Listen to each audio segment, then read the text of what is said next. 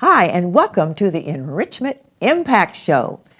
This is something new for Enrichment, and we're very excited about it because we're going to have a lot of our young people that will be hosting and giving you whatever they have. I've given them free rein to kind of do what they want to do on the show because Enrichment is all about the young people. It's all about the children. Enrichment is not-for-profit 501c3 program, and we offer classes in art, dance, choir, and we have cooking classes, creative cooking classes. We have a garden, we have theater, we have drumline, we have percussion classes for junior. We call it the junior varsity. We have Sprouts. They start at age 4. So if you have a youngster, age 4, and he really has the rhythm, wants to learn to play drums, then please bring him to the Enrichment program. We have anything in the arts you can think about. Enrichment provides, and you know what? It's all free. We make it free for those young people who really, parents can't afford to buy the instruments and can't afford to buy the art supplies or can't afford teachers for their classes because we have a voice class, we have keyboard class, and this is all offered free to the youth ages 5 to 18. And so that's what we're all about. We want you to bring your young people to 1014 Cleveland Avenue Northwest in Canton, Ohio. Please go to our website, www.enrichment, which has hyphens, en-rich-ment.org, and look us up. You can register right online. All the classes are there, and parents, it's very easy to do. So we want you to do that. Today, I'm really excited and happy to have a young lady who is an intern from Malone University.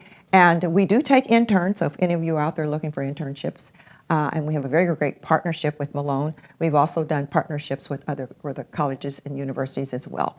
So I'm very pleased to welcome, I call her Mar, but she's going to give you her full name, which is? My name is Mariam Hargrove, and I attend Malone University. Okay, she attends Malone University. And I want you to talk about your major and how you arrived at what you want to do, and maybe because I know sometimes young people, they start with one thing and they say, I don't really want that, I want to try something different. Mm-hmm. So talk to us about that. Okay, well, I think what really made me want to go into social work was, when I was a kid, my mom and my dad, they were always, working in group homes, and they were always, into that stuff, and I would always be around, and I would hang out with some of the clients who would be at the homes, and I just, felt a sense of like love and just care there, and that just kind of carried over into my adulthood years, because I started getting into group homes and DSP position, direct service provider, and things like that. So I think that's where my sense of wanting to just help people came passion from. For that. Yeah. And you know what? It's very important to have passion for things that you like. And I always tell young people, don't go after the dollars. Right. Go after things that you have a passion for. And because then that way, when you get up on Monday morning, you're excited about going to work. It's like, oh, this is what I love to do. And some people get into it for money, and it's like, oh, boring, I don't really want to do it, but I'm making good money. But you have to be happy. It doesn't fulfill your soul. There you go. It doesn't fulfill your soul. Right, and that's what you're doing. And I think it's wonderful. We need more young people, particularly young people of color, to go into social work. We don't have enough.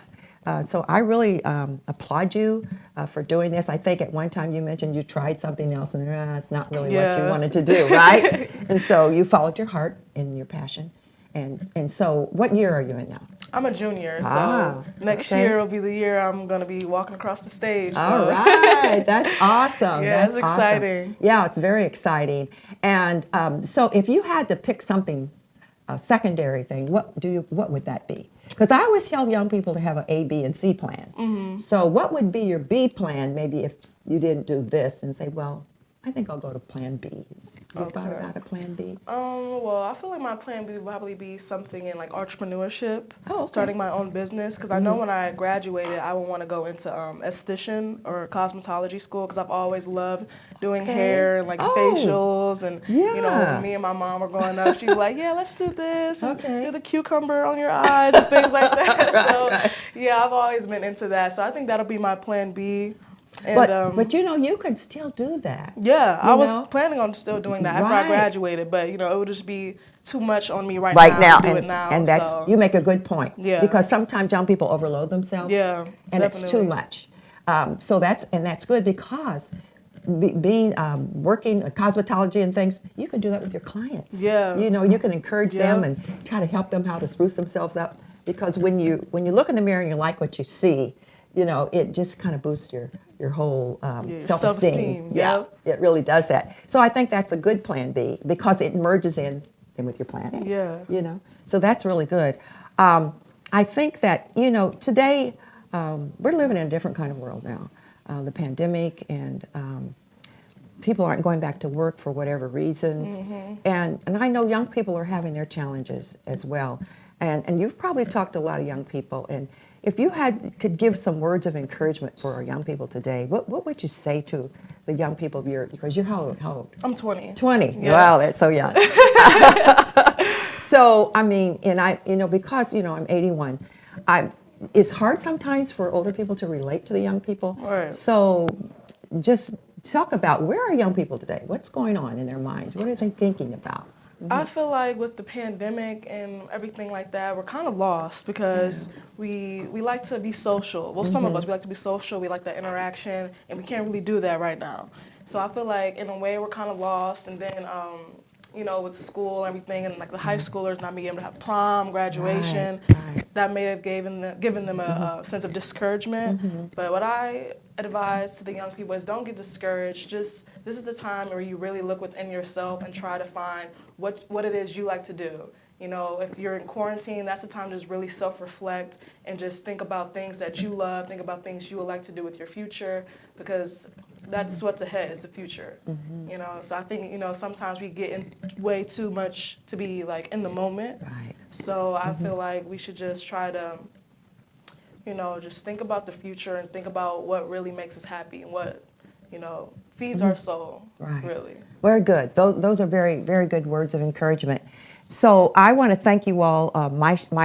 My little Enrichment Impact show is very short, which most of ours are because people don't want to be in front of a camera watching things for 30 and 40 and 50 minutes, an hour, unless you got music and stuff going on, which we will do that sometimes as well.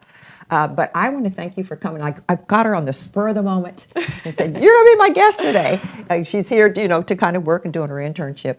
And then I put her on the spot, but she responded quite well. I thank you. I thank you for that.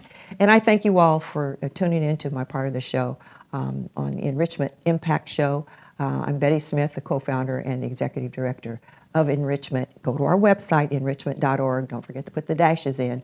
Next time on the show, we'll put it at the bottom of the screen. We're still learning. This is our new little studio at Enrichment. So we're teaching the young people how to run the cameras and the TriCaster and everything. So if you want to get involved, come to Enrichment. Parents, get them involved. There's no excuse. Some people, young people say, there's nothing to do. Yes, plenty to do at Enrichment. Please come and join us. We start back on, this will probably already have aired, February 5th. We start back for our winter classes. And then we've got lots of things planned because this is our 10th year anniversary at Enrichment. Ooh. 10 years, yeah, thank you, Lord. And we've done a lot of things, and we have a lot of things in store for you. So you stay tuned to our YouTube network, and I'll see you next time.